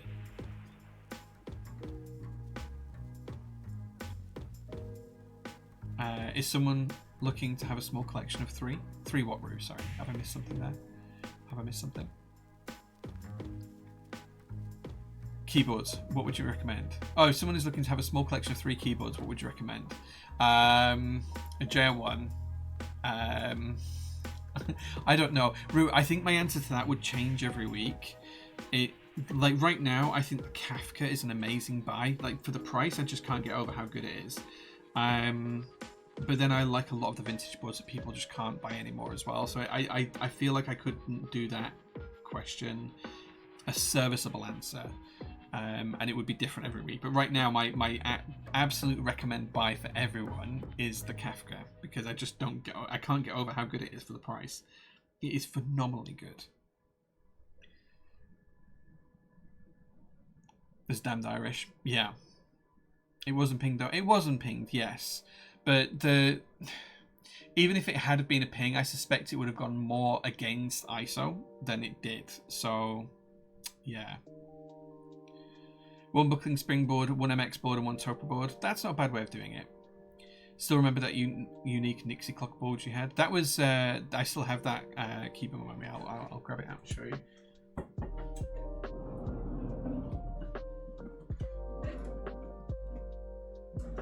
Oh, it is a mess of cables, but this is the, this is Project Nixie. It is a custom PT design with brass that is nicely patinaed and a fully working Nixie tube clock inbuilt, and it also runs on Keymax keycaps. These are all handmade by Willem in Romania. So yeah, UK ISO set. But yeah, Project Nixie. That's the controls for the clock on the back there. Yeah, all fully working. It's an amazing board.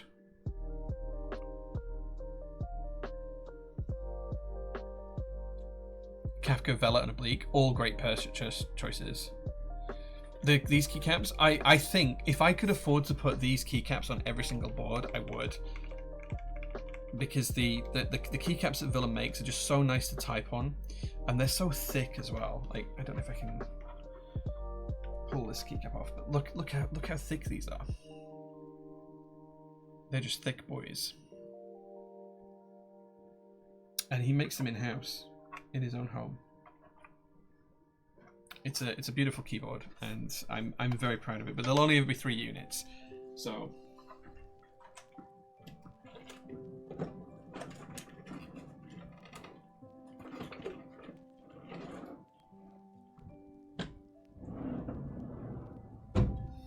So yeah, only ever 3 units. We could, unless people want to pay me a small fortune for one, and I mean Seneca money for Project Nixie, I could make you one for that, but yeah, they wouldn't be cheap. GMK is making beige MTNU keycaps. Yeah, we should be stocking them. I'm getting the price list over on Monday, so yeah. Chunk caps, yeah. Stepped enter, I love a stepped key. Yeah. Yeah. Cool, right, okay. It's been 2 hours. I had a really late night last night because I went to see the Deftones play in Manchester, so I'm exhausted. So I'm going to go home and get a good night's sleep. Go check out all the group buys that are ending. Some have only got a couple of hours left. I'm going to get some sleep now. Thank you so much for watching me unbox a $5,000 keyboard. I appreciate you coming through that journey with me and letting me wax lyrical about how stabilizers work. It was good fun. Take care. Have a really, really good rest of your weekend, guys. And I will be streaming on Thursday this week if you're interested in seeing it. It's going to be TGRJ and QC. Really fun stream. I'll see you guys then. Take care. Have a great weekend.